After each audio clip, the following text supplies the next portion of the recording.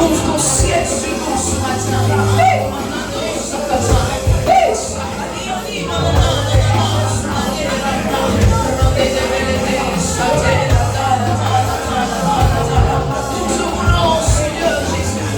Nous te désirons, Seigneur Jésus. Si tu déchirais les cieux ce matin et que tu répondais ta grâce, nos vies ne seraient plus jamais la même et belle.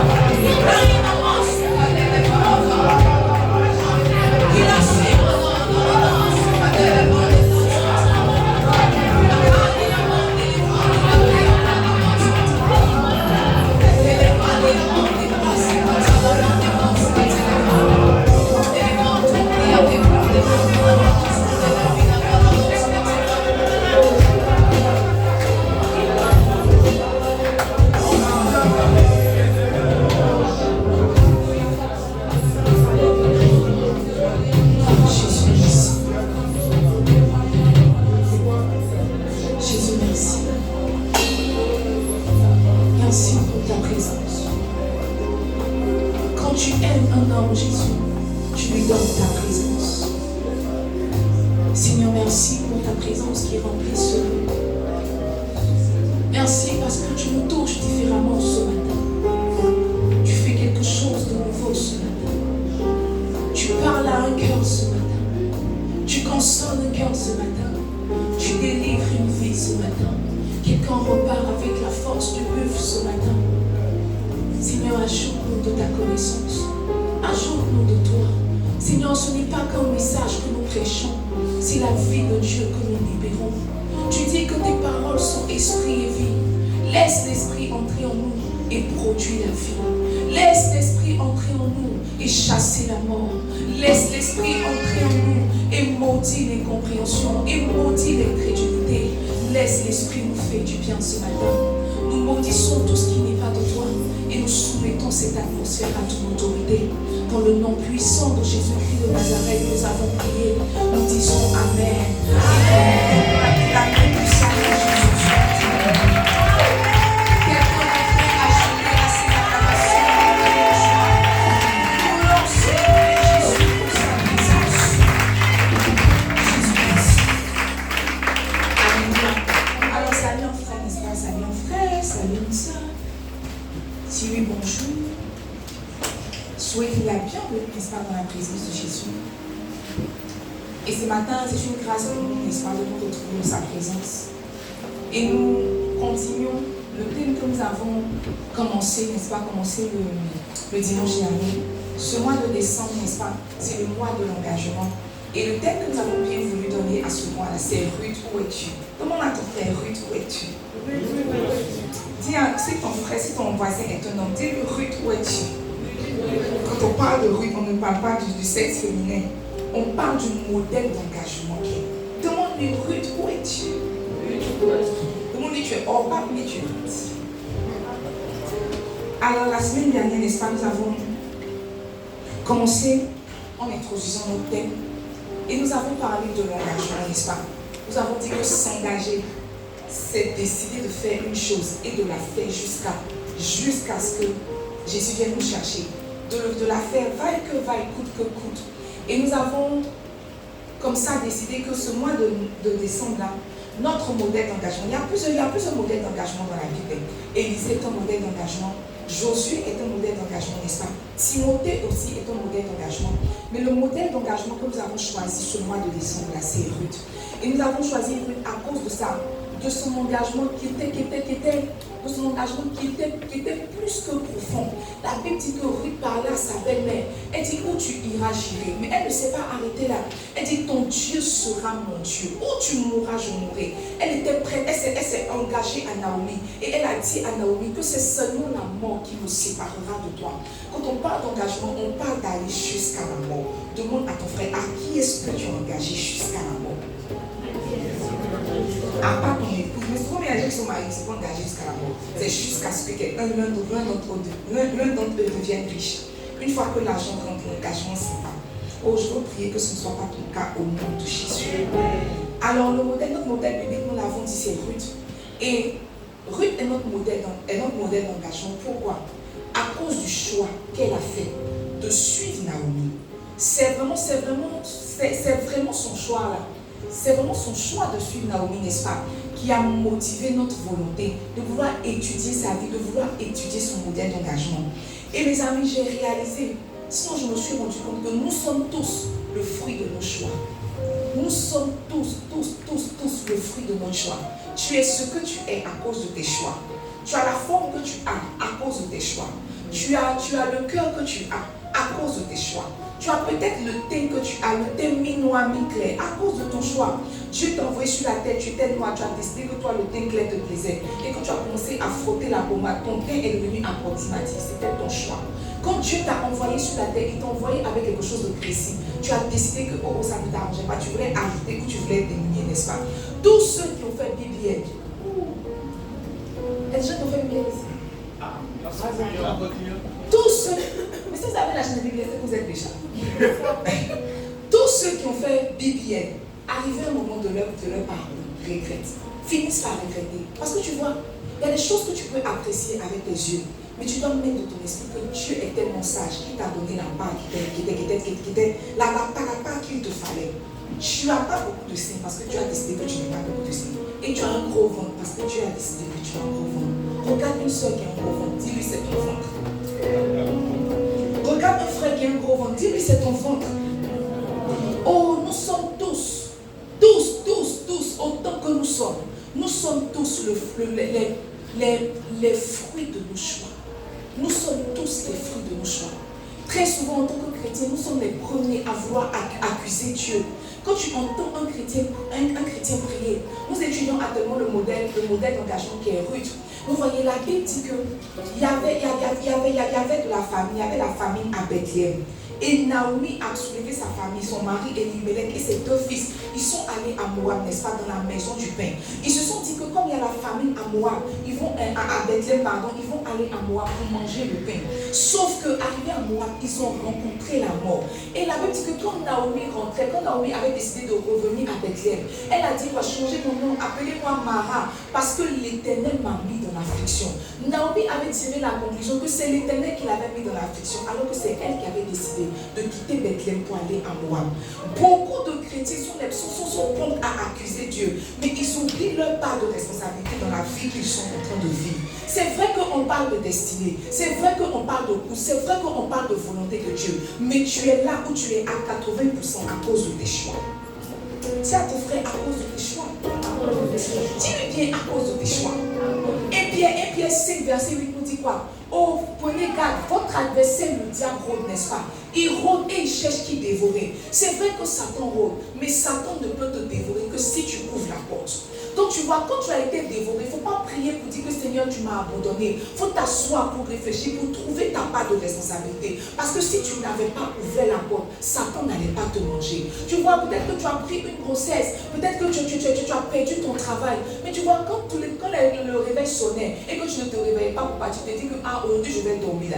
C'était un choix que tu as fait. C'est ce choix-là qui a fait qu'on ne t'a pas qualifié.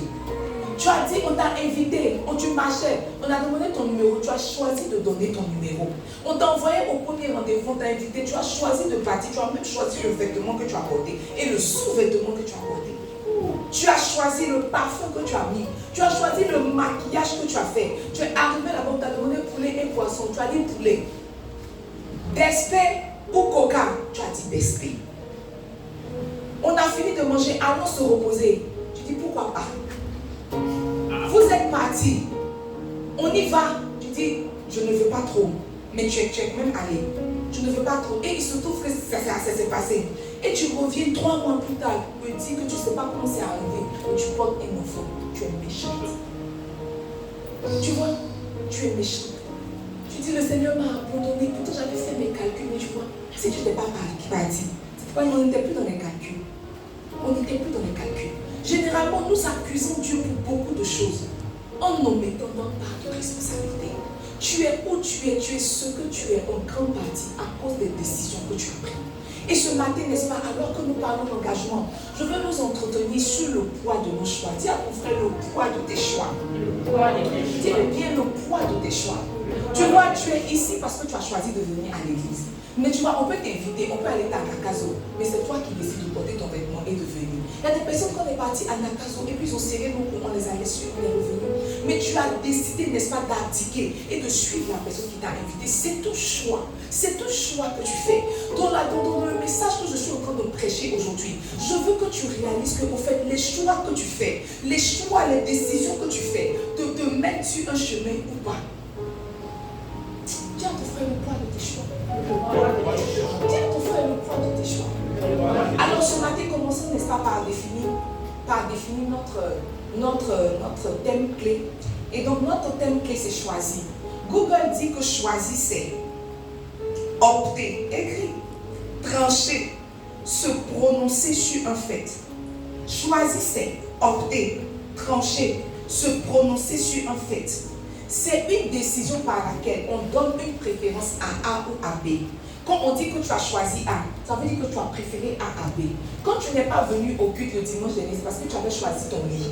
Quand on dit que j'ai choisi, on est en train de dire que j'ai donné une préférence soit à un point A, soit à un point B. Quand on dit que j'ai choisi, on dit que j'ai préféré une personne à une autre personne. La Bible dit que alors que les jumeaux se battaient dans le sein de Rebecca et qu'elle est partie consulter l'Éternel, Dieu lui a dit, j'ai choisi, n'est-ce pas, j'ai aimé Jacob, j'ai haï Esaïe. Dieu avait déjà fait son choix pendant que les jumeaux étaient dans le sein de l'ennemi. Dieu a choisi. Quand on dit que quelqu'un a choisi, il a opté pour une préférence. Oui, il a opté pour quelqu'un de précis.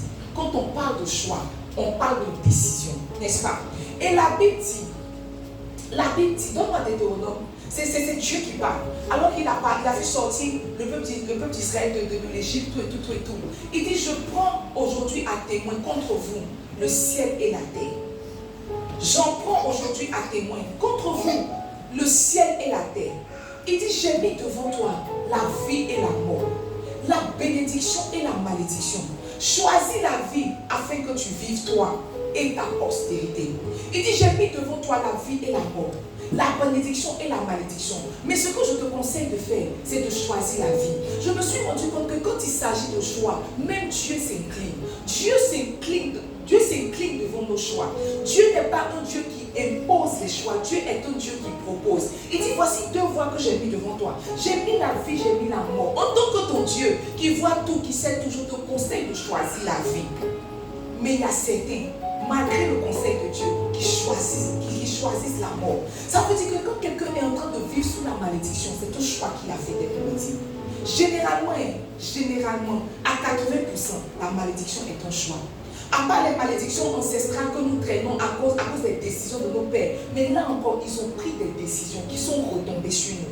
À 80%, la malédiction est un choix. Tu vois, tu aspires en 2026, là, en 2025 à te marier. Mais en 2018, on t'avait invité à un mariage. Quand la mariée est rentrée, tu l'as méprisée dans ton cœur. Tu as dit que, de toute façon, les vilaines, on a marié. Tu n'as pas dit dans ta bouche, tu as dit dans ton cœur. C'est ce qui fait que tu n'es pas marié.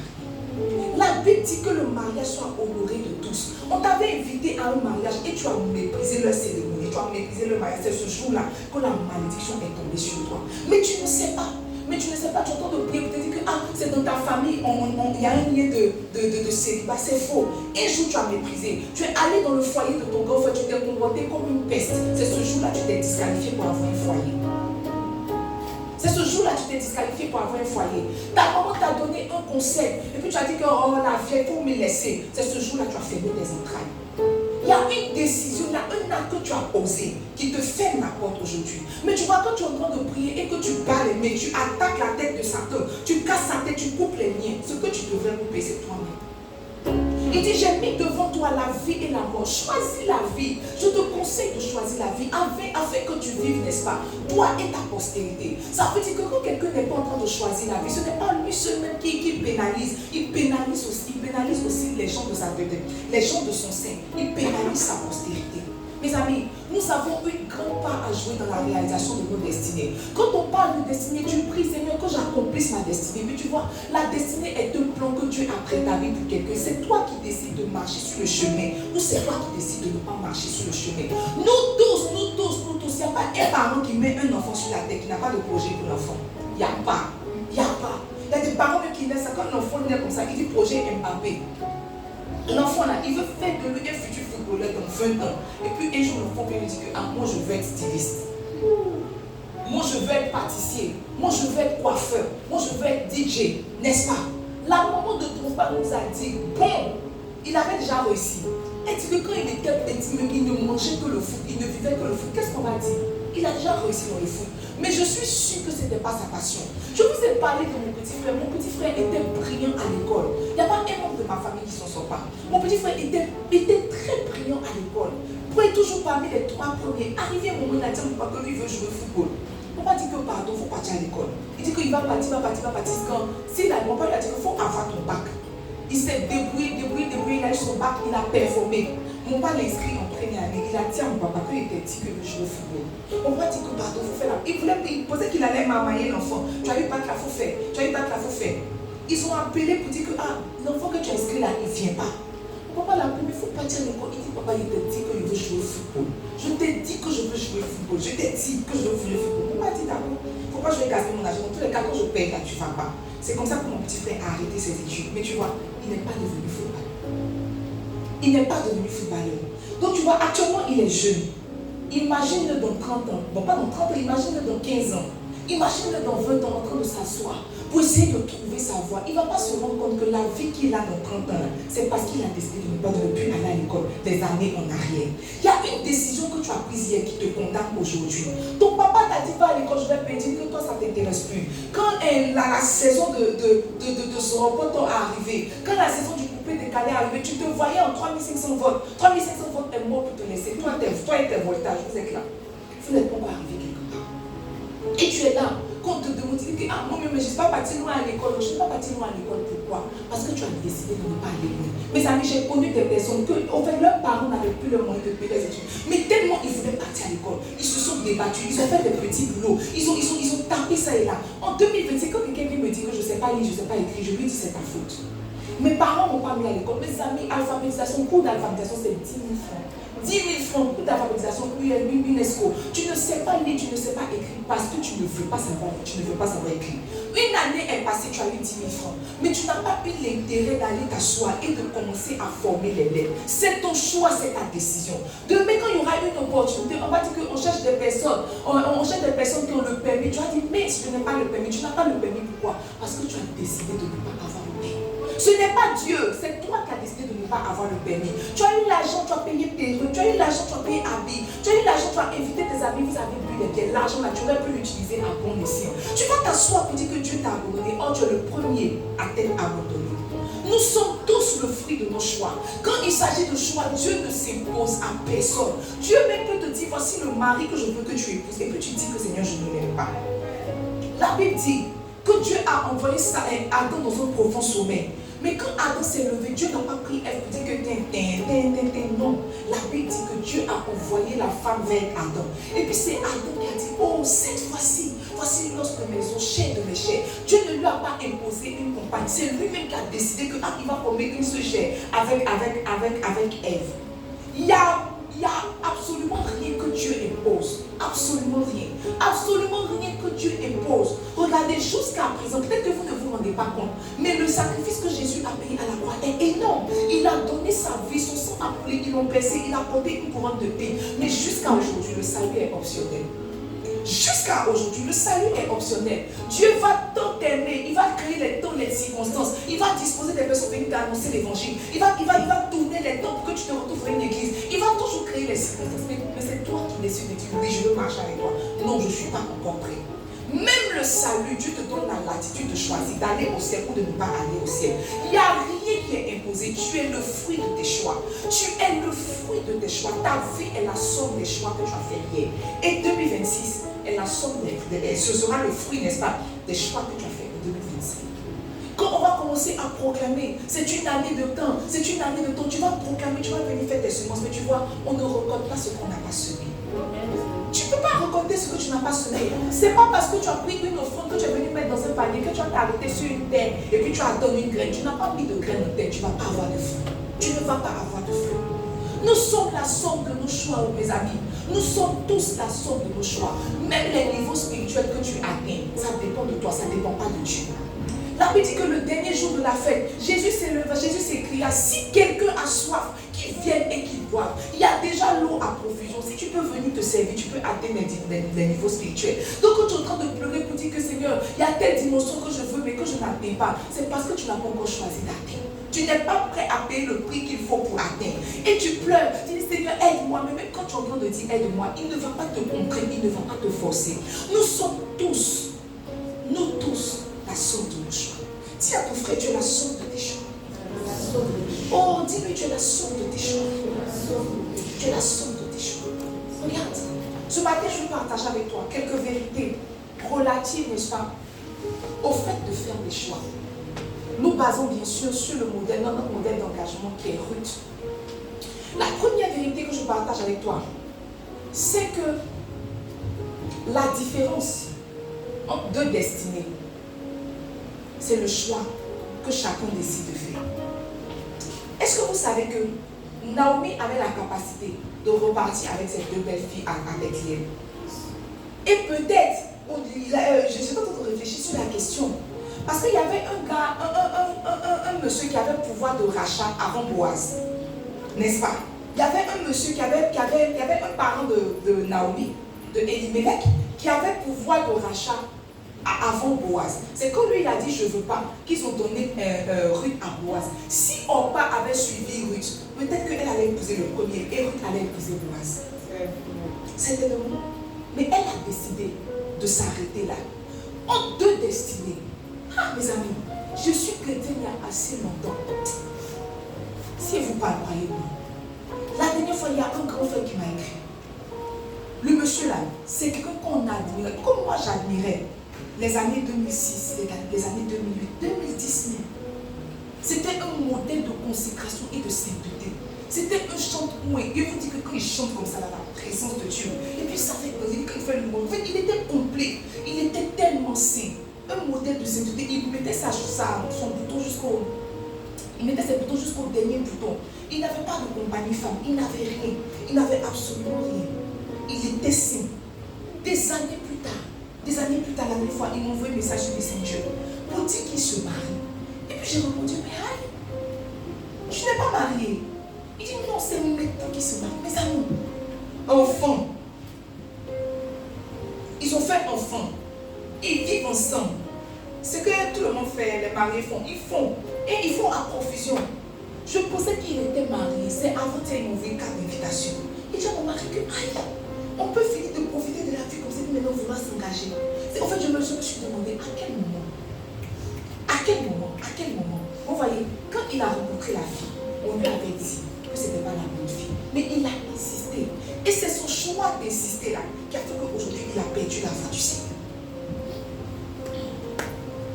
Deux destinées. Deux personnes qui ont le même pasteur.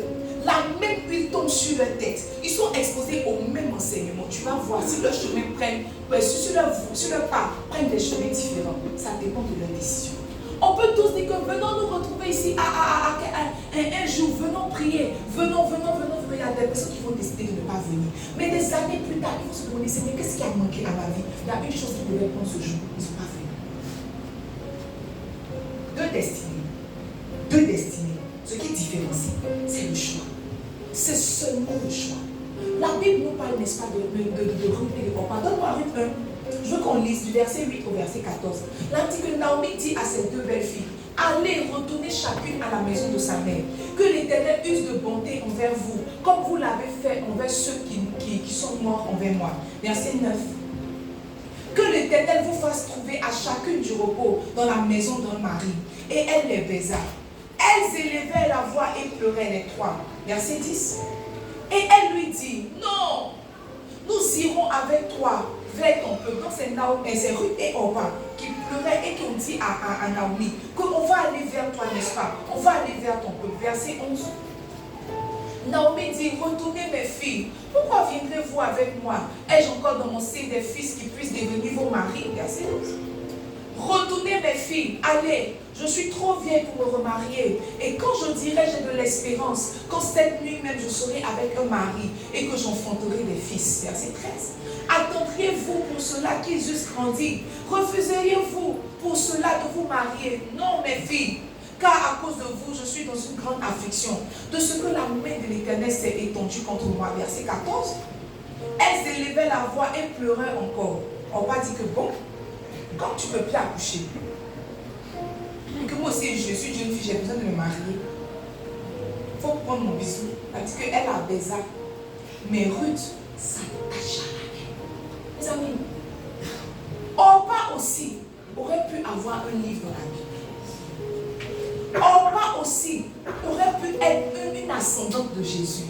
Orpa aussi aurait pu rencontrer Boaz et donner du repos à Naomi. Sauf qu'arrivé à un moment, elle a décidé de s'arrêter là. Son chemin s'est arrêté là. Et comment elle s'appelle? Ruth a décidé de continuer. C'est le choix que Ruth a fait de continuer qui a changé la trajectoire de sa destinée. La Bible dit qu'elle est devenue l'ascendante de Jésus. Est-ce que vous savez ce que ça représente? Les Moabites étaient un peuple maudit, proscrit de Dieu. Parce qu'elle a décidé de s'attacher à Naomi. Elle est rentrée dans l'histoire. Quand on parle des descendants de Jésus, on cite Ruth la Moabite. On cite Ruth la Moabite à cause du choix qu'elle a fait de suivre Naomi.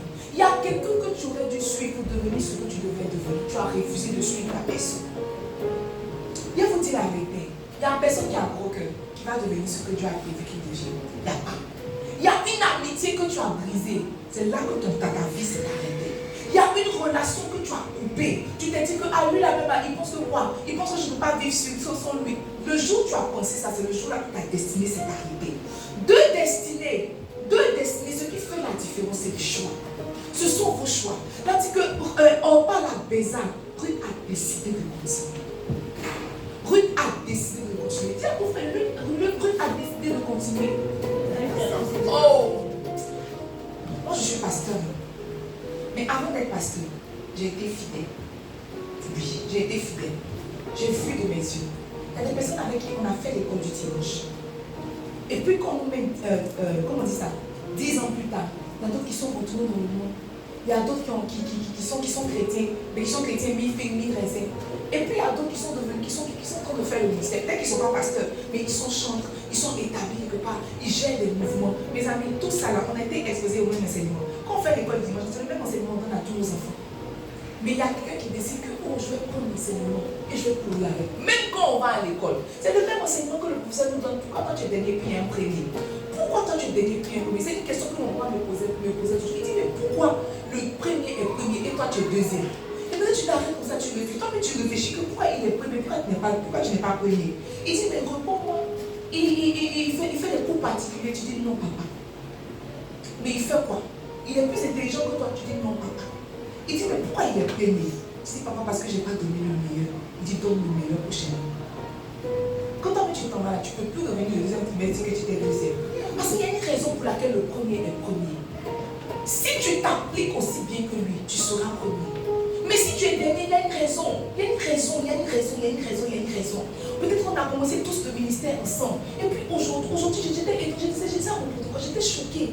J'étais vraiment choquée. Quand le protocole est rentré dans mon bureau, j'ai dit, mais aïe. En 2026, il y a des gens de cette église qui ne savent pas diriger une prière. J'étais choquée, mon protocole, je suis choquée. Je suis vraiment choquée. Il dit, je suis vraiment choquée. Quand en 2026, dans cette église, il y a des personnes qui ne savent pas diriger la prière. J'étais vraiment abasourdie. Je me suis assise. Quand elle me trouvait, elle était couchée. J'ai dit, attends, peut-être que c'est un cauchemar qui s'était fait. Je vais me réveiller. Je ne dormais pas. C'était vraiment la réalité. Et je me suis rendu compte que ce n'est pas parce que je suis un mauvais pasteur. Il y a des personnes qui décident de rester au niveau où elles sont. C'est un choix. C'est un choix. Souvent, quand tu veux expliquer, tu as dit que ta maman aimait ton petit frère, mais il y a quelque chose que ton petit frère a fait, qui a fait qu'il est rentré dans le cœur de ta maman. Et puis il y a quelque chose que toi tu as fait, qui a fait que toi, on t'a dit que toi. Peut-être tu vis dans cette maison, mais tout ce que tu as à voir dans cette maison, c'est la vie. Il y a une parole que tu as dit à ta maman. Tu sais, quand on parle d'enfants, notion d'enfant préféré là, c'est même accouchement, on fait 9 mois. Mais il y a un enfant qui sait tellement se placer. Est-ce que vous savez que Rebecca, elle a fait les enfants, Esaü et Jacob étaient jumeaux, n'est-ce pas? La Bible dit que Esaü aimait la chasse, mais Jacob était toujours assis sous la tente. Certainement, il était toujours près de sa maman. Quand il s'est agi de qualifier quelqu'un, elle a choisi Jacob. Tu es là où tu es, tu as la place que tu as, parce que tu ne fais pas de bons choix. Tiens, ton frère fait de bons choix. Oh, dis-lui, fais de bons choix. Donne-moi 2 Rois 2, versets 5 à 9. Je veux lire cette portion d'écriture. Les fils des prophètes qui étaient à Jéricho s'approchaient d'Élisée et lui dit, sais-tu que l'Éternel enlève aujourd'hui ton maître au-dessus de ta tête? Et il répondit, je le sais aussi, taisez-vous. Verset 6. Élie lui dit, reste ici, je te prie, car l'Éternel m'envoie aujourd'hui. Il répondit, l'Éternel est vivant et ton âme est vivante. Je ne te quitterai point. Et il poursuivit tous de leur chemin. Verset 7. 50 hommes, dont les fils des prophètes, arrivaient et s'arrêtaient à distance vis-à-vis,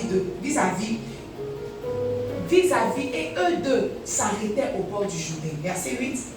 Alors Élie prit son manteau, le roula et en frappa les eaux qui se partageaient, ça et là, et ils passèrent tous deux à sec. Lorsqu'ils eurent passé, Élie dit à Élisée, demande ce que tu veux que je fasse pour toi, avant que je sois enlevé d'avec toi. Élisée répondit, qu'il y ait sur moi, je te prie, une double portion de ton esprit. Toujours quand tu es en train de prier, tu dis que tu veux la double portion d'Élisée, mais tu vois, la double portion n'est pas venue comme ça. La Bible dit que alors que son maître le décourageait, Élisée dit que non, mon âme est vivante, je vais aller avec toi jusqu'au bout. Qu'ils étaient en train de faire chemin faisant, il a dit que 50. 50 hommes, donc les fils des prophètes, ça veut dire qu'ils étaient prophètes. Élie était aussi leur maître. Mais la Bible dit que 50 hommes, ils se sont arrêtés au bord du Jourdain. Élie et Élisée ont continué, n'est-ce pas? Quand ils ont passé le Jourdain, c'est là que Élie lui a demandé, qu'est-ce que tu veux? Il dit, je veux la double portion. Je veux la double portion. Tu vois, ils étaient exposés tous, toutes les corps de prophètes. C'était Élie qui était leur papa, qui était leur papa spirituel. C'était Élie qui était leur prophète. Mais tu vois, celui qui a reçu la double portion, c'est celui qui a persévéré jusqu'au bout. Il a dit, je vais aller avec toi jusqu'au bout. Imagine les autres en train de prier. Mais Élie ne nous a pas donné son manteau. Élie ne nous a pas donné son manteau. Mais tu vois, tu es resté derrière le Jourdain. Quelqu'un a décidé de faire un peu plus. Généralement, dans la vie spirituelle, ce qui nous qualifie, c'est les un peu plus. Tout le monde prie, mais toi tu fais un peu plus. Tout le monde jeûne, mais toi tu fais un peu plus. Tout le monde se sanctifie, tout le monde se consacre, mais toi tu fais un peu plus. C'est le un peu plus là qui t'élève au-dessus de la mêlée. Qui t'élève au-dessus de la mêlée. La première vérité, c'est que la différence entre deux destinées est le choix que chacun de nous fait. La deuxième vérité que je partage avec toi ce matin, n'est-ce pas? C'est que faut écrire en rouge. C'est que tu seras demain. Toi, tu seras, ce que tu seras demain, n'est-ce pas, est la conséquence de tes choix d'aujourd'hui. Ce que tu seras demain est la conséquence de tes choix d'aujourd'hui. Mes amis, est-ce que vous savez qu'on est déjà en 2026? 2026 a déjà commencé. 2026 là. Quand novembre finit là, 2025 est fini. 2026 commence en décembre. Ça commence en décembre jusqu'à février. Quand on dit février comme ça, si tu n'as pas managé tout ce que tu devais manager, 2026 va ressembler à 2025. C'est pour ça qu'on rentre dans l'année là, on commence par jeûner, on commence par posséder l'année, on commence une année spirituellement. Parce que tu vois, on ne rentre pas dans une année comme on rentre dans un marché. 2025 est fini depuis. Si tu attends le 31 pour commencer à faire tes nouveaux plans, 2026 je veux beaucoup prier, 2026 je veux me consacrer, 2026 je veux donner plus, 2026 c'est mon année de marcher avec Dieu. Si c'est le jour de la traversée, tu as fait ça, il ne faut pas venir. Faut pas venir. 2026 a commencé depuis le 1er décembre. Depuis le 1er décembre, nous sommes en 2026. Ce que tu seras demain commence aujourd'hui. Tiens, pour ce que tu seras demain commence aujourd'hui. Dis-moi, ce que tu seras demain commence aujourd'hui. Jérémie 29, verset 11, il dit, je connais les projets que j'ai formés pour toi. Je connais les projets que j'ai formés sur vous, dit l'Éternel. Projets de paix et non de malheur, afin de vous donner un avenir et de l'espérance. Oh, je connais les projets que j'ai formés sur vous, des projets de paix, non de malheur, afin de vous donner, n'est-ce pas, un avenir et de l'espérance. Dieu a pour chacun de nous des projets de paix. Il n'y a pas quelqu'un que Dieu a envoyé sur la terre avec des projets de malheur.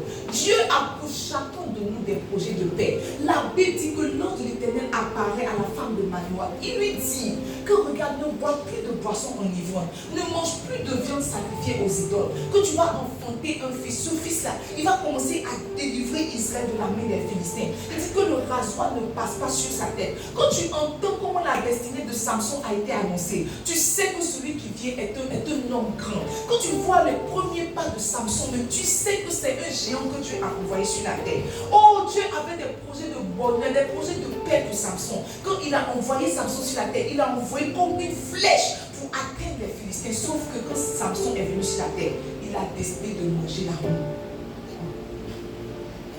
Dieu l'a envoyé sur la terre pour commencer à délivrer le peuple d'Israël de la main des Philistins. Quand Samson est arrivé, la Bible dit qu'il a commencé à manger l'amour. Il a tellement mangé l'amour. La Bible dit que Samson aimait une dame qu'on appelait Delilah.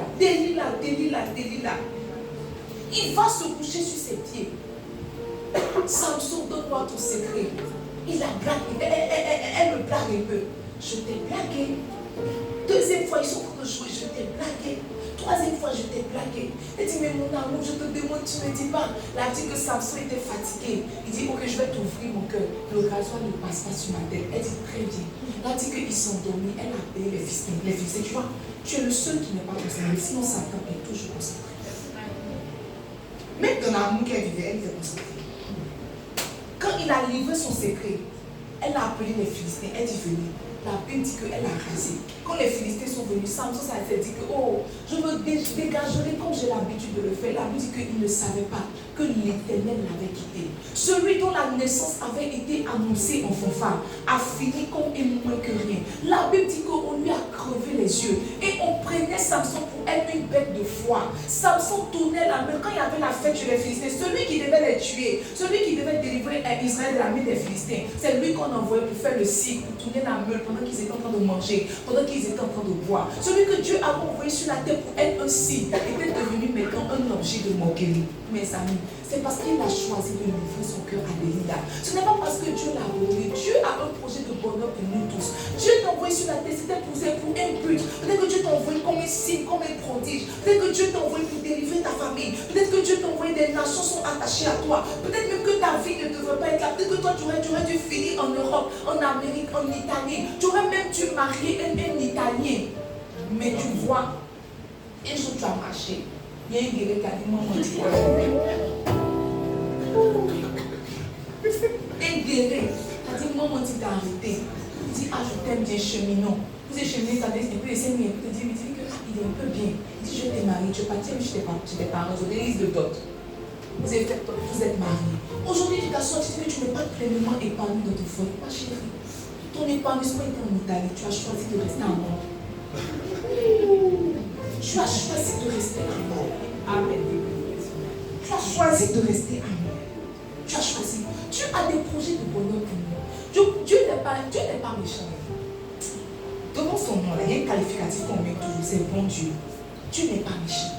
La vie que tu vis et que tu ne comprends pas, souvent tu pleures, tu te sens abandonné, tu te sens délaissé. C'est pas Dieu. Il dit je connais les projets que j'ai formés. Je n'ai jamais formé un projet de malheur pour vous. Mais regardez ce qui est arrivé à Job. Ce n'était pas Dieu, c'était Satan. Dieu a toujours des projets de bonheur pour vous. Mais si tu regardes, ce qui a envoyé le malheur dans ta vie, c'est une décision que tu as prise. C'est une décision que tu as prise. Tu as pris une décision qui t'a disqualifié. Tu as pris hier, peut-être que tu es dans une relation ambiguë, tu as pris une grossesse, tu as décidé que je ne suis pas prête, je vais m'enlever. Aujourd'hui tu es marié, tu viens, tu dis qu'on t'a prié comme ta belle famille, on te persécute parce que tu ne fais pas enfant. Ce n'est pas ta belle famille qui est mauvaise. Tu as sacrifié tes trompes il y a 4 ans, il y a 5 ans de cela. Mais quand même aujourd'hui, quand tu pries même pas pour la miséricorde, tu accuses Dieu de t'avoir laissé. Oh, c'est toi qui as mis tes trompes sur un modèle. Je connais les projets que j'ai formés pour vous. Les décisions qu'on a prises hier, nous suivent jusqu'à aujourd'hui. C'est toi qui as décidé de marier ce guerrier. C'est toi qui as décidé. C'est toi. En fait, le travail que tu fais, c'est toi qui as décidé. Tout ce que tu fais qui te fait mal, qui ne te plaît pas, ta vie là, c'est toi qui as décidé. C'est toi qui as décidé d'aller vendre tout. C'est toi. C'est toi qui as décidé. En fait, c'est toi. C'est pas quelqu'un, c'est toi. Les choix que tu as fait hier, c'est ce qui te rattrape aujourd'hui. C'est ce qui te rattrape aujourd'hui. Et tu dis non. Et tu dis non. Et tu dis non, je vais me promener. Je vais marcher mes camarades. Fais-toi. Non, ça ne t'intéresse pas. Maintenant, tu vois, c'est à la réunion des anciens élèves.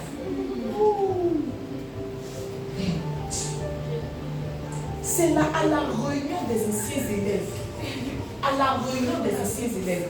Que tu te rends compte que le conseil que mes parents me donnaient, ce n'était pas pour eux, c'était pour nous. On est tous le fruit de nos choix. Mes amis, tout le monde prie pour être grand. Si on priait pour être grand, ici la Cléba nous voit le dimanche matin.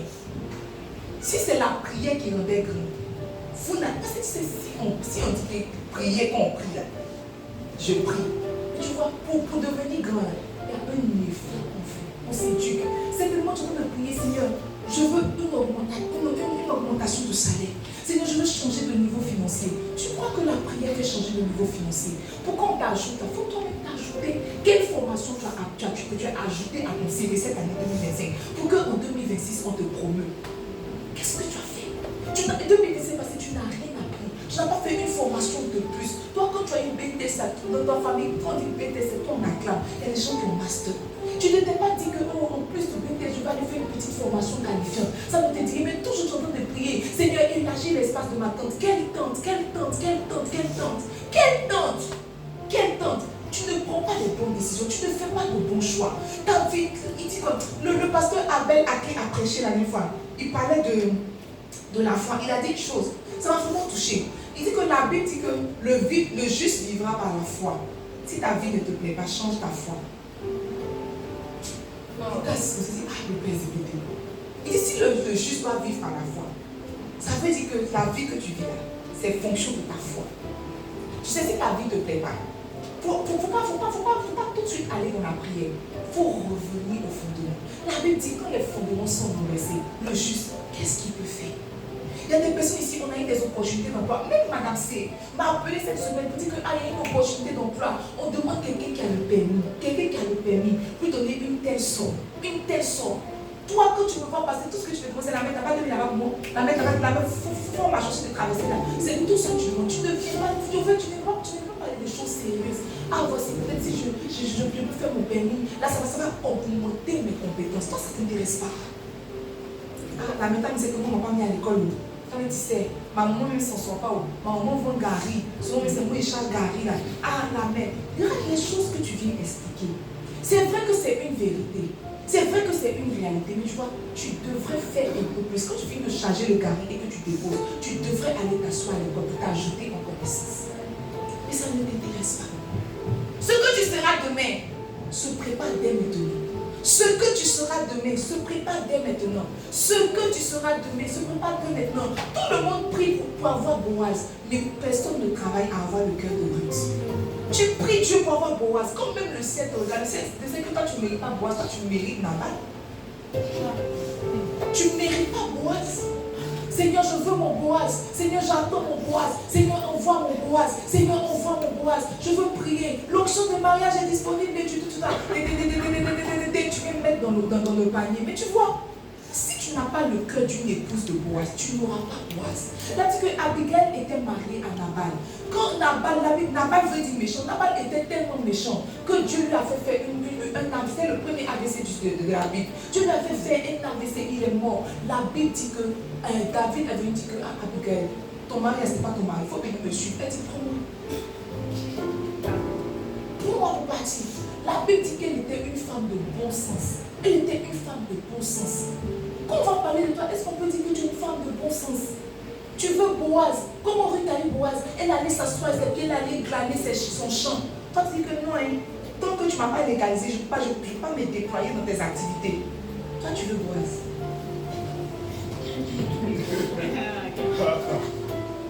C'est qu'il va me légaliser, que j'ai tout donné. Sinon, tant qu'on est en prolongation, là, chacun n'a qu'à se regarder, on connaît. Tant qu'on est en prolongation, mais tu vois, Ruth est allée glaner dans son champ, elle s'est assise à ses pieds alors qu'il n'était même pas encore sa femme. C'est ce qui l'a qualifié. Il y a une décision que tu as. Peut-être même que Dieu t'a envoyé ton conjoint de destinée quand tu l'as regardé là. Tu dis que quand tu me regardes là, on se ressent.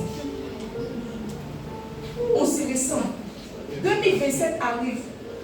Tu as prié encore pour tes maris, alors que ton mari est resté en 2023. Lui que tu as dit que vous ne recevez pas, c'était vraiment ton mari. Va faire la liste de tous tes pointeurs que tu as rejetés. Il y a ton mari dedans. Va faire la liste de tous tes pointeurs que tu as rejetés. Ceux qui n'avaient pas l'argent que tu as boire. Ceux qui étaient bien que tu as boire. Ceux qui étaient sales que tu as boire. Les amis, la beauté d'un homme, ce n'est pas son visage. On n'est même pas encore dans la poche. Regarde. Si un homme peut être propre et peut sentir bon, il est beau. Amen. La beauté d'un homme, ce n'est pas son visage. Qu'est-ce qu'on va faire son visage? Comment le visage? Il faut être joli. C'est toi qui as la mission d'être joli. Il n'y a pas de garçon. Il y a des garçons, mais gâteaux jolis, c'est toi. Tu fais photo, il se place. Ah chérie, je peux prendre ta crème là, viens mettre sur mon visage. Viens mettre ta crème là sur mon visage. C'est ce que tu veux. C'est ce que tu veux. Il y a un gars que tu as laissé hier. Il y a un gars que tu as voulu attraper. Mes amis, beaucoup d'hommes ne sont pas mariés. Ce n'est pas parce que Dieu ne veut pas qu'ils se marient. Tu n'es pas resté dans un championnat. Ah, si c'est comme ça, moi je ne peux plus supporter. Tu t'es séparé. C'était lui. Sauf que tu n'as pas persévéré. Tu t'es vite lassé. Tu t'es vite fatigué. Tu t'es vite fâché. Un jour, je suis allé en retard, je suis venu. Mon protocole a envoyé un message à son cheminot pour dire que c'est bon. Il dit, 3 jours de retraite, tu sais parti là. Je suis venu, c'était déjà célibataire.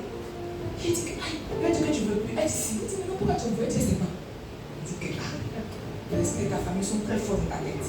Ils sont très forts dans ta tête. Mais tu vois, si elle l'avait laissé passer, en 2036, elle allait dans le compagnie de Béni.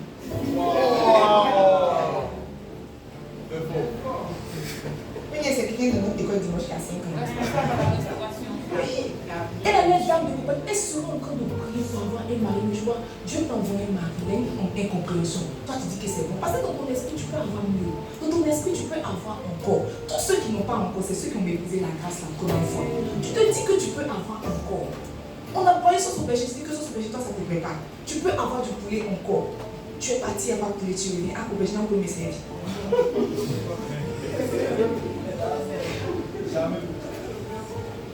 Tous ceux qui méprisent la grâce. Il y a une soeur qui m'envoie mais ça me dit que travail là, elle en a marre. Travail qu'on travaille là. Elle en a marre. Travail qu'elle est presque à 600 000 là. Elle en a marre, qu'elle veut démissionner, que le travail l'étouffe, le travail la pompe. Il lui envoie mais ça dit, il y a mon sel là. Il dit que travailler est une grâce. Il y a mon sel là, que ça m'étouffe, que ça me pompe, ça prend mon énergie. Il a dit démissionne. Quelque chose t'étouffe, non? Il faut démissionner. Laissons 1 mois, 2 mois, 3 mois. Peut-être même que tu as un peu de réserve. Le 4e mois. Le 4e mois. Ah, que la mère, il faut que moi je veux me remettre sur le marché du travail. Toi, c'est ton dernier travail que tu as travaillé. Puis c'est peut-être ton dernier travail que tu as travaillé. Mes amis, faites attention. Ce que tu es aujourd'hui, c'est hier que ça a commencé. Ce que tu seras demain, c'est aujourd'hui que ça commence. La 3e vérité que je partage avec toi, c'est que chaque décision a des conséquences. Écrit en gras, en italique et souligne. Chaque décision a des conséquences. Si on pouvait penser aux conséquences de nos décisions, il y a des décisions qu'on n'aurait pas prises. Hey! Si tu savais que le jour où tu marchais avec le gars, c'était le jour de ta mort, tu n'allais pas marcher avec lui. Si tu savais que où vous partiez, là, j'allais contracter une grossesse, tu mes amis, je ne souhaite pas, je ne méprise pas aussi. Mais avoir un enfant avant de se marier. Enfant est bénédiction, mais dans une certaine circonstance, enfant est handicap. Enfant est handicap. Si tu savais que le bonjour ma soeur, le jour où on t'a salué, là, c'était la fin de ta vie, tu en as fait très attention. Tu sais, souvent tu fais les choix. Ce qui te fatigue, c'est que tu ne penses pas aux conséquences. Si Saül savait que ce jour-là, le jour où il voulait offrir les sacrifices, il était de bonne volonté. Là, dit que Samuel n'arrivait pas, il s'est dit en lui-même, attends que j'offre le sacrifice. S'il savait que c'était ce jour-là que la royauté allait déchirer sur sa tête, il allait attendre un peu Samuel. Là, dit que pendant qu'il était en train d'offrir le sacrifice, Samuel est venu. Il dit, mais que fais-tu là? Il dit, que fais-tu là? Il dit que tu as tardé. Il dit, oh, l'Éternel aurait affermi ton trône à tout jamais. Tu n'aurais pas dû. Il y a des choses que tu n'aurais pas dû dire. Il y a des relations que tu n'aurais pas dû commencer. Il y a des rencontres que tu n'aurais pas dû faire si tu avais su. Si Samson savait que Delilah était sa fille, il n'allait pas aller se coucher sur ses pieds tous les soirs. Il ne savait pas. Ah, mes amis, chaque décision a une conséquence. Chaque décision a une conséquence. Il ne faut pas faire. Et puis tu as dit que l'Éternel est ton berger. Tu vas quand même payer le fruit de ta désobéissance. Il a dit qu'il a chassé Adam et Ève du jardin. Il les a ouverts. Ça, c'était sa bonté. Mais aller travailler à la sueur du front et accoucher avec douleur, c'était le fruit de leur désobéissance. Il ne faut pas croire que comme Dieu est peu papa gâteau, tu ne vas pas écoper de ta peine. Tu vas quand même écoper. Sauf que ça ne va pas te tuer. Mais tes classes là, tu vas quand même faire. Tu vois, tu peux voler, on va t'attraper. Et puis tu vois, la bonté de Dieu va faire que, on va te mettre en prison. Mais rembourser là, tu vas rembourser. Tous nos choix ont des conséquences. Tous nos choix ont des conséquences. Si David savait que ce jour-là, en s'arrêtant à la fenêtre, il allait être attiré par Bathsheba, ce jour-là, il allait aller sur le champ de bataille. C'est le seul jour où il n'est pas allé combattre que le péché est rentré dans sa vie. J'ai lu l'histoire de David. La Bible dit que le seul péché que David a commis dans toute sa vie, c'est son péché contre Bathsheba. S'il savait que cette petite partie-là allait entacher son témoignage, il allait partir à la guerre. Il a dit que David n'a perdu aucun combat. Si ce jour-là, il savait, il n'allait pas s'arrêter à la fenêtre. Mais tu vois, il a posé un acte, il a vu une femme, il dit, envoyez-la moi. Il a couché avec elle. Elle est tombée enceinte. Il dit, oh, comment je vais faire? Je suis roi, je ne veux pas voir. Il envoie Uri sur le champ de bataille. On tue Uri. Il prend sa femme. S'il savait, il y a des choses qu'on a faites dans nos vies, si on savait. Il y a un gars que tu as aimé, si tu savais, tu n'allais pas lui donner ton cœur. Si tu savais. Si tu savais, les Ivoiriens disent pas si je savais n'a pas de cœur. C'est ça non? Si je savais n'a pas de cœur. Mes amis, ne vous évertuez pas à vivre une vie de regret. Tu es trop jeune pour avoir des regrets. Tu es trop jeune pour avoir des regrets. Imagine, tu as 30 ans, tu t'assois, tu penses à ta vie passée. 30 années, toi, ta vie passée, c'est quand? Mais tu vois, ta vingtaine a tellement chauffé. Ta vingtaine a tellement chauffé. J'ai une cousine comme ça. Un jour, on est parti au camp de délivrance. On était un peu plus jeunes. Et puis, quand on partait faire la délivrance, on vous donne des culs d'âme, des fiches de culs d'âme à remplir. On y a rempli le mensonge. Et puis, un peu de critiques. Ma cousine dit que donnez-moi une feuille. Elle met ici. Elle met ici. L'homme de Dieu la regarde. Il ne veut pas la juger, mais c'est jugeant. Elle couche ici.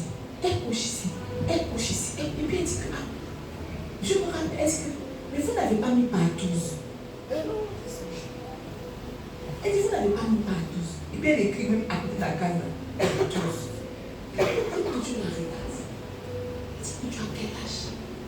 Tu vous parles de quand on avait la 16e. La 16e. Elle dit que j'ai, parce qu'elle avait un an de plus que moi. Elle dit que j'ai 17 ans. Il dit, mon Dieu. Il a crié, mon Dieu. Comment un enfant de 17 ans peut avoir vécu tout ça? Comment un enfant de 17 ans peut avoir vécu tout ça? Mais tu vois, actuellement là, elle a 4 enfants. Sans papa, parce qu'il y a toujours des papas aux enfants. Mais elle a, je veux dire que 4 enfants sans engagement. Et elle s'occupe de ces 4 enfants. Ces 4 enfants sont comme ça. Aujourd'hui, on a la trentaine, n'est-ce pas? Et ces 4 enfants l'ont tout comme ça. Chaque papa passe donner un peu de lait. Chaque papa passe donner un peu de sucre. Mais tu vois, on était dans la même classe. On était dans la même école. On dormait sur le même lit. Dans la même maison. Avec les mêmes parents. On n'a pas eu la même vie. C'était son choix. Parce que quand c'était le moment d'étudier, j'étudiais. Quand c'était le moment d'étudier, elle dit que de la couvrir. Moi aussi, la couvrir. Elle sortait, elle venait un peu de couler, un peu de glace. Je prenais. Aujourd'hui, où est sa vie? Et si tu savais, dis à ton frère si tu savais. Oh, dis-lui si tu savais. Dis-lui si tu savais. Hey, si Orpa savait que Ruth allait avoir cette fin, elle allait suivre Naomi. Si elle savait que Ruth allait avoir cette fin, elle allait suivre Naomi. Si Barnabas savait, il n'allait pas se séparer de Paul. S'il savait qu'en se séparant de Paul, son nom allait être ôté de la Bible, il allait se mettre au-dessus de ce dissentiment. Il y a un petit problème qui arrive, on t'a donné pardon, toi tu ne veux pas. Parce que toi tu ne veux pas ça. Toi, tu n'es pas le genre de personne que quand ça arrive comme ça, tu préfères couper les ponts. Si tu savais que c'était le prochain pas, c'était lui là qui était ton échelle pour monter, tu n'allais pas te séparer. Tu n'allais pas te séparer.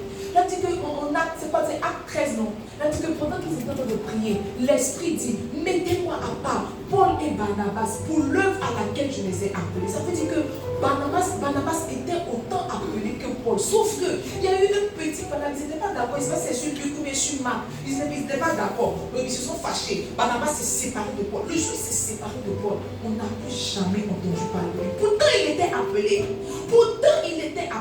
Il y a une église que tu as quittée, c'était ta terre de destinée. Mais vous ne pouvez pas dire, c'était ta terre de destinée. Il y a un terrain que tu as quitté, il y a une maison que tu as quittée. Tu dis que ta tante te maltraitait, ou que ton tonton te maltraitait. Si tu étais resté là-bas un peu, juste un peu, ta vie allait changer. C'est ça, tu sais pas. Les décisions ont des conséquences. Il n'y a aucune décision qu'on prend qui n'a pas de conséquences. J'ai réalisé même que nos vies, notre avenir est préprogrammé.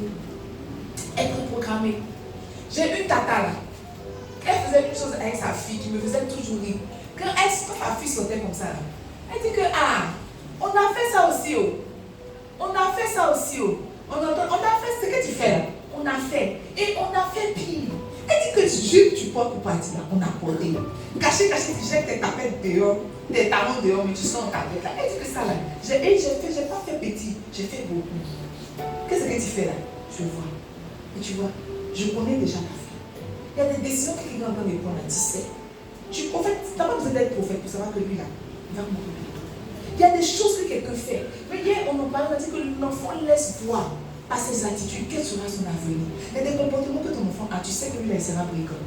Tu sais que lui là, il sera drogué. Tu sais, il y a des comportements que ton enfant a, il est comme ça, tu sais. Que s'il n'a pas attrapé, ça va aller de l'autre côté. Tu sais. Mais tu vois, quand tu vois là, tu laisses passer. Et puis quand il va rentrer, il va dire que lui, il a toujours été efféminé. Si tu avais traité ça dès la base, ça n'allait pas arriver de l'autre côté. Attention. Attention. Hier, je lui ai expliqué que ma fille m'a dit qu'elle aime crop top. Vous connaissez crop top, non? Habit qui s'arrête ici et puis son pantalon commence ici. Crop top. Elle m'a dit qu'elle aime crop top. Je ne l'ai pas jugé. J'ai dit, oh, dans mon esprit, il y a quelque chose qui ne me plaît pas. Automatiquement, j'ai commencé à attaquer l'esprit dans la prière. La fille du pasteur, elle est crop top. Tu as posé la fille du pasteur dehors. Voici, si tu as supposé que c'est l'habillement même pastoral, toi aussi tu vas payer pour toi le verre et tu vas porter pour te couvrir. J'ai vu que, oh, si dès ce stage elle commence à aimer crop top, il y a beaucoup de choses mondaines qu'elle va aimer. J'ai commencé à attaquer l'esprit dans la prière. Hier, on sortait, elle avait porté un habit qui c'était pas crop top, mais ça la serrait un peu. Et puis, elle a changé le physique très bien. Mais je continue avec l'esprit parce qu'aujourd'hui c'est crop top, demain ça fait quelque chose. Je continue, tu vois. Il y a des choses là, tu es en train de le laisser passer, c'est d'aimer. Il y a des choses que tu es en train de laisser passer aujourd'hui, c'est d'aimer. Tu parles de ton enfant et puis il te tape. Tu dis, oh Junior, arrête. Quand il va grandir, il va prendre pilon pour ouvrir ta tête. Il va prendre pilon pour ouvrir ta tête. Oh, il faut le laisser, c'est mon dernier. Il faut le laisser, c'est mon dernier. Il faut le laisser, c'est mon dernier. C'est ton dernier. C'est ton dernier qui a donné. La Bible dit que quand Élie a appris que ses fils, après qu'il a fait une attaque, et il n'est pas mort de vieillesse. Il est mort, ce sont ses fils qui ont eu AVC et puis il est mort.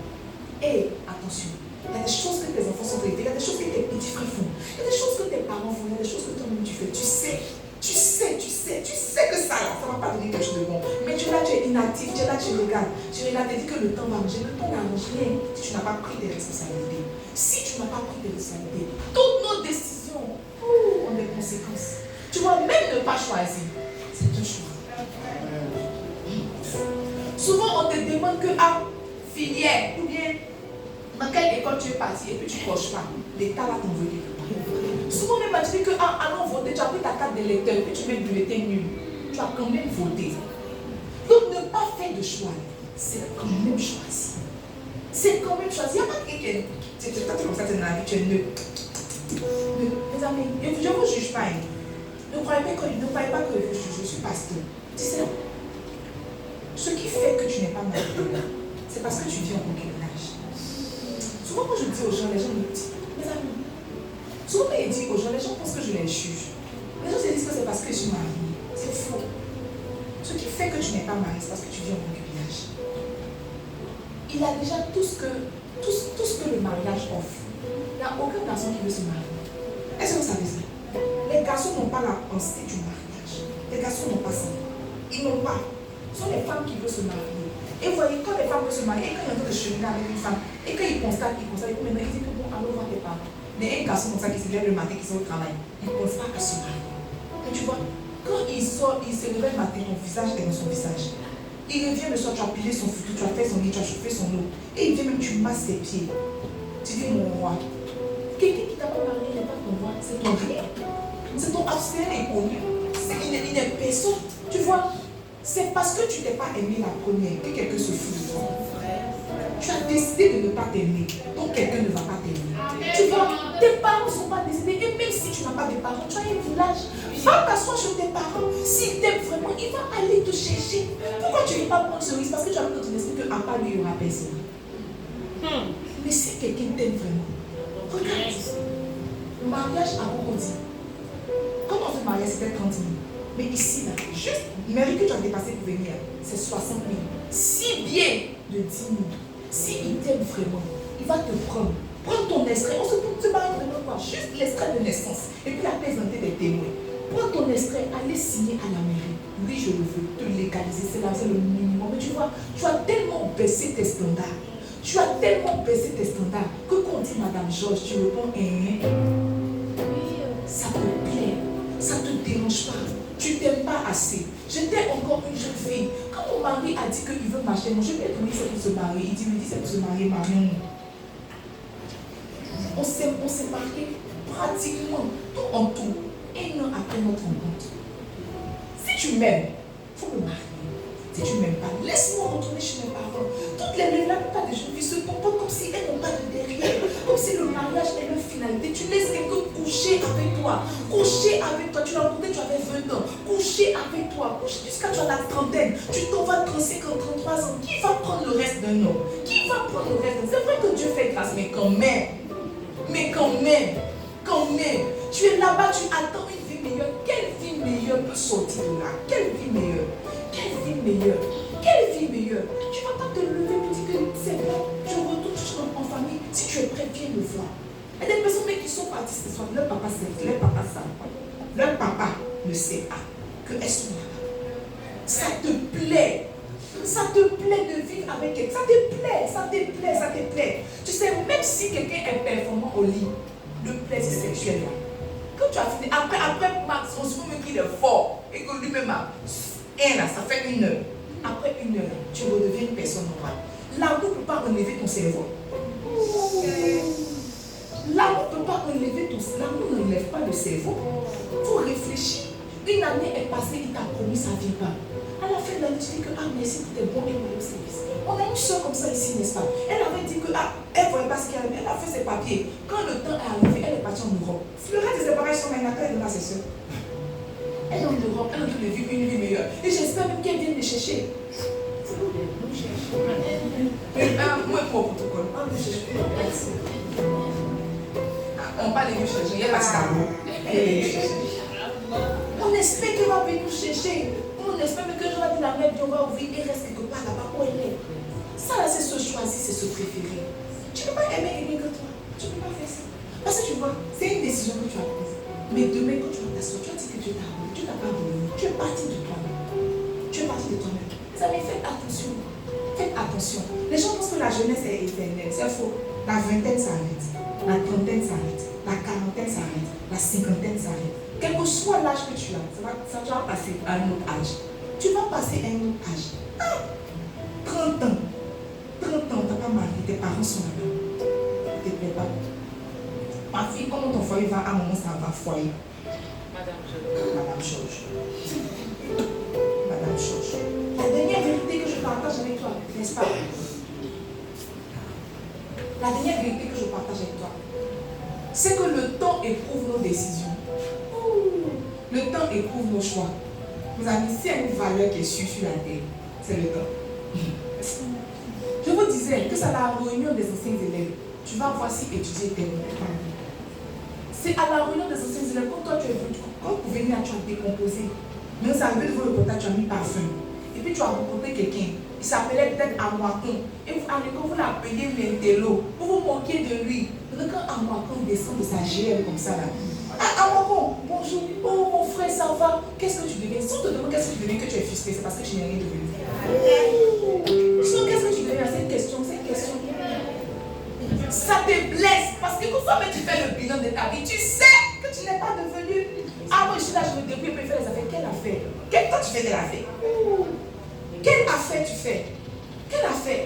Lundi, tu es un peu plombier, mardi, tu es un peu infirmier, mercredi, tu es un peu architecte, vendredi, tu es un peu médecin. Tu fais quelle affaire? Je me débrouille. Ton papa te demande le gars que tu t'es marié, il ne fait pas de la vie, tu dis il se débrouille. Et toi, tu acceptes de partir et tu se débrouilles. C'est une débrouillard. C'est ça, il touche un peu à tout. Ça veut dire quoi? Il touche un peu à tout. Il a pris du malage. Dans la vie, il les défend. Si tu les défends, c'est la vie d'attaquer. Il me défend. La vie t'a pas attaqué. La vie est faite pour être vécue. Toi, tu t'es pas avec la vie. Il me défend. Tu te défends contre quoi? Prenons des enseignements. Qu'est-ce que tu deviens? Nous dit que je suis maintenant la primature. On dit que je suis maintenant dans le micro bien sûr. Oh, je suis content de vous le voir. On dit que tu es venu. Je suis content de vous le voir. Je suis content. Souvent on a des professeurs, la dernière fois j'ai croisé mon professeur.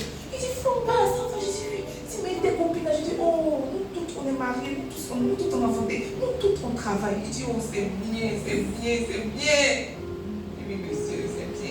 Il dit, mais il a vu que j'ai une pasteur là. Il dit, tout aussi, on est une pasteur. Il me dit, ah, mais c'est bien, ça veut dire que monsieur. Il dit, oh, je suis fière. Il dit, non, monsieur, il n'y a rien. Mes amis, c'est les décisions qu'on a prises. C'est les décisions qu'on a prises. C'est les décisions qu'on a prises. C'est les décisions qu'on a prises. Regarde, le temps éprouve nos choix. C'est dans 10 ans, tu vas voir si ça nous est fait rire. Aujourd'hui, ça te fait rire. Il y a toujours des comiques en classe. Il y a toujours des troubleurs. classe. Mais tu vois, c'est dans 10 ans. On voit si tu voulais faire rien. C'est dans 10 ans, on voit. Tu vois, quand Ruth marchait avec Naomi pour partir, on ne savait pas que c'était une question de temps. Pour que Dieu concorde un petit truc pour lui. Elle ne savait pas. Elle marchait comme ça. Elle partait. Ruth même ne savait pas où elle partait. Naomi même ne savait pas où elle partait. Mais tu vois, c'est le temps qui a éprouvé le choix de Naomi. C'est le temps qui a montré à Ruth si elle avait raison ou si elle avait tort. C'est le temps. Je vous ai dit que le temps met tout le monde à sa place. Mais ça, c'est une question de temps. C'est une question de temps. Si tu es un homme de prière, c'est une question de temps. Si tu es un homme de jeûne, c'est une question de temps. Si tu es, en fait, ce que tu es, ça se voit dans le temps. Ça se voit dans le temps. La Bible dit, donne-moi Ruth 1 verset 1 à 5. Je veux qu'on lise ça pour terminer. Parce que je suis toujours dans mon temps. Ma soeur, ne prends pas dans mon temps, s'il te plaît. Du temps des juges, lisez bien avec moi. Il y eut une famine dans le pays. Un homme de Bethléem de Juda partit avec sa femme et ses 2 fils pour faire un séjour dans le pays de Moab. Verset 2. Le nom de cet homme était Elimelech, celui de sa femme Naomi, et ses 2 fils s'appelaient Machlon et Kiljon. Ils étaient Éphrasiens de Bethléem de Juda. Arrivés au pays de Moab, ils y fixaient leur demeure. Elimelech, mari de Naomi, mourut, et elle resta avec ses 2 fils. Verset 4. Il prit des femmes moabites, dont l'une se nommait Orpa et l'autre Ruth, et ils habitaient là environ 10 ans. Machlon et Kiljon moururent aussi tous les 2, et Naomi resta privée de ses 2 fils, n'est-ce pas, et de son mari. Là, on dit qu'il y avait la famine en Israël, il y avait la famine à Bethléem. Bethléem veut dire maison du pain. Il y avait la famine dans la maison du pain. Et la famille de Elimelech, c'est-à-dire que Naomi et ses fils ont décidé de prendre le chemin vers Moab. Arrivée à Moab, elle a perdu son mari. Arrivée à Moab, ses fils se sont mariés, mais elle a perdu ses 2 fils. Elle a perdu ses 2 fils. Mes amis, quand ils étaient en train de partir à Moab, là, ils étaient en train de fuir la famille. Ils ne savaient pas qu'ils allaient rencontrer la mort. Ils ne savaient pas. C'est le temps qui leur a montré s'ils avaient fait un bon choix ou pas. Tu vois, tous les Israélites ne se sont pas déportés à Moab. Il y a des personnes qui sont restées en Israël qui ne sont pas mortes. Mais Naomi et sa famille ont décidé, n'est-ce pas? Ils ont décidé de faire chemin vers Moab. C'est là-bas qu'ils ont rencontré la mort, n'est-ce pas? Maintenant, donne-moi Ruth 1, verset 19 à 21. La Bible dit que alors qu'elle est en train de revenir à Bethléem, elle fit ensemble le voyage jusqu'à leur arrivée à Bethléem, c'est-à-dire Naomi et Ruth. Et lorsqu'elles entraient dans Bethléem, toute la ville fut émue à cause d'elle. Et les femmes disaient, est-ce là Naomi? Ça veut dire que Naomi est revenue pas comme elle est partie.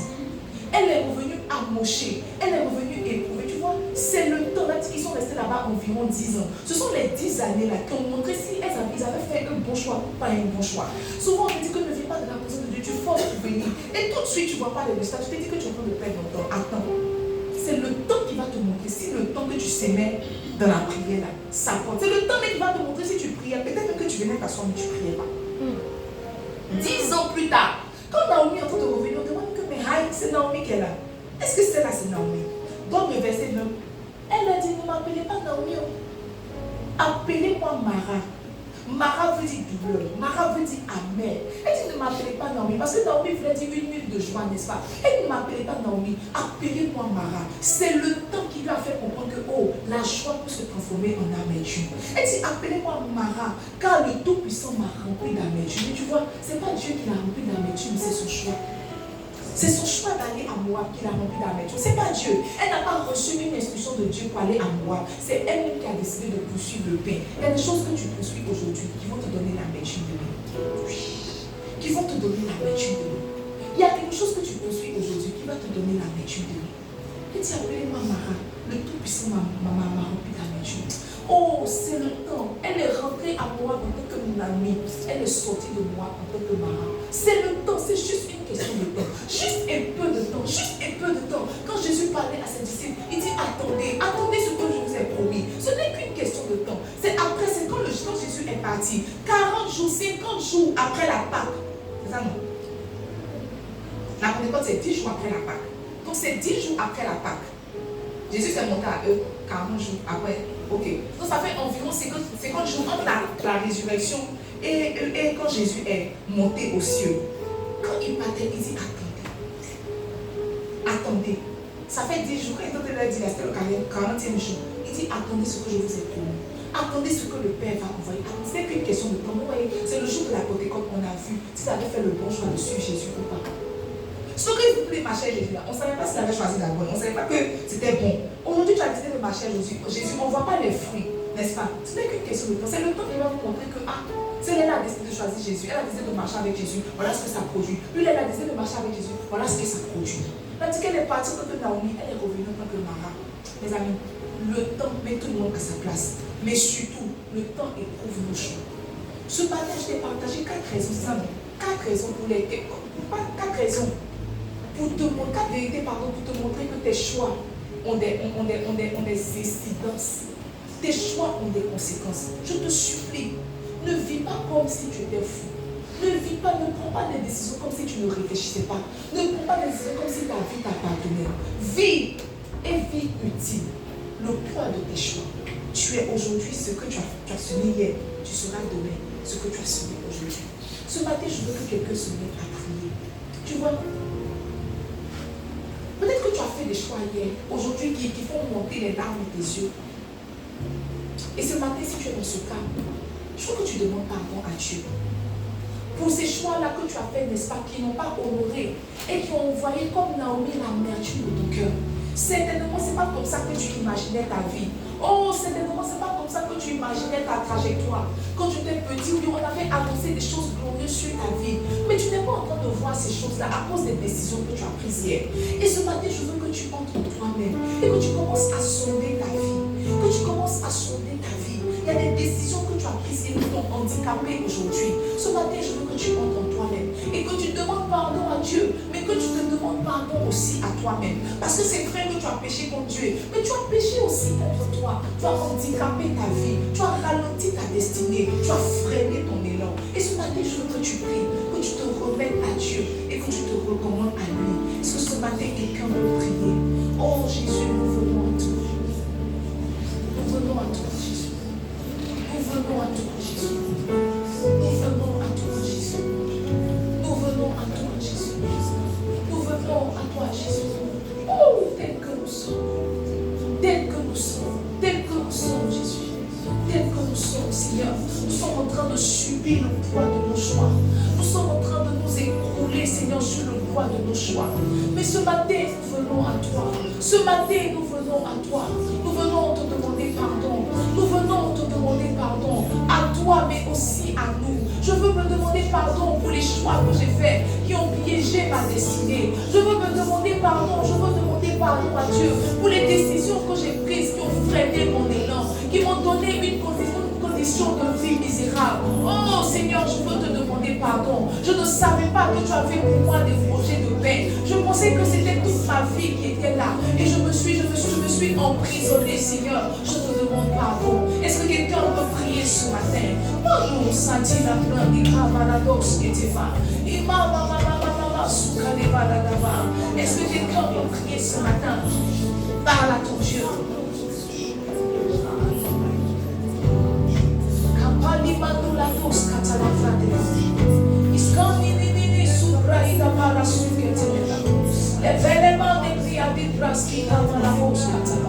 Est-ce que quelqu'un peut prier le Seigneur ce matin?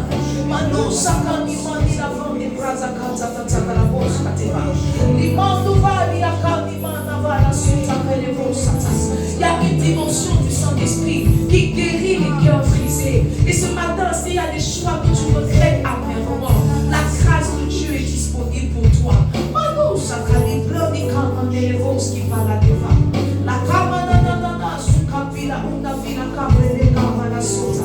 Seigneur, ce matin, un cœur revient à toi. Ce matin, un cœur revient à toi, Jésus.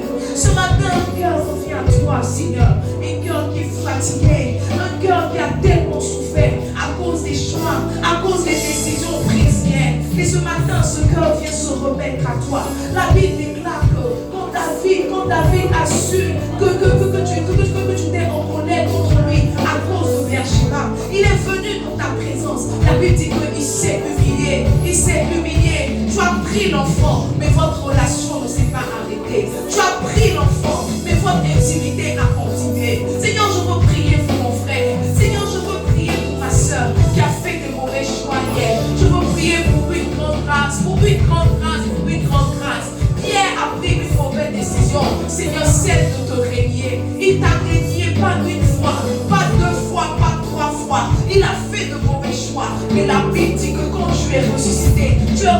venu vers lui. Tu lui as dit, Pierre, est-ce que tu m'aimes? Si tu m'aimes, je te donne une seconde chance. Je te donne l'opportunité de servir. Je te donne l'opportunité d'être mon premier pasteur. Tu as donné une seconde chance à Pierre. Tu as donné une seconde chance à Paul. Ce matin, je veux prier, Seigneur, que le Dieu de la seconde chance se manifeste en ce lieu. Que tu donnes des secondes chances. Que tu donnes des secondes chances. Que quelqu'un qui avait raté une saison, Seigneur, la rattrape au nom de Jésus. Que quelqu'un qui avait raté un contrat, qui avait raté une relation, Seigneur, rattrape cela au nom de Jésus. Que le Dieu de la dernière chance se lève ce matin. Nous prions, nous prions, nous prions pour plus de grâce. La Bible dit qu'une grande grâce accompagnait les apôtres. Que ta grâce soit relâchée.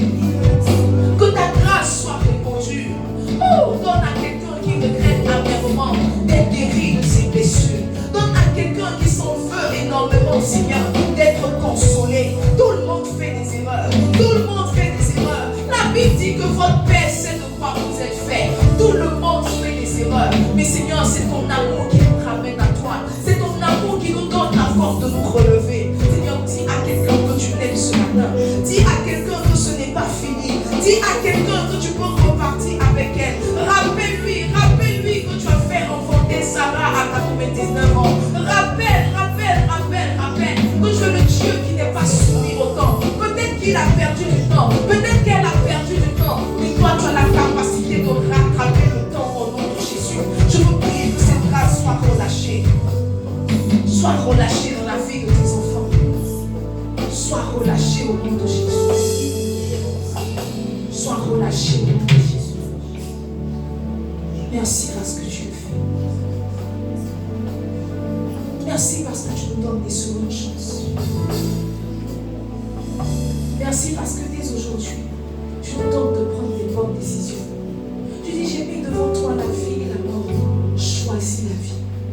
Chaque fois que nous serons confrontés à faire des choix, laisse-nous choisir la vie. Laisse-nous choisir la vie. Laisse-nous faire de bons choix. Laisse-nous être orientés par toi. Laisse-nous être guidés par toi. Seigneur, les yeux de la chair tombent, mais les yeux de l'esprit jamais. Laisse-nous être orientés et guidés par toi. Ah, merci parce que tu nous fais grâce. Merci parce que tu nous fais grâce. Merci parce que tu nous fais grâce. Merci parce que tu nous fais grâce. Dans le nom de Jésus-Christ de Nazareth, nous avons prié. Nous disons Amen. Amen. Est-ce que quelqu'un croit qu'il a reçu des choses?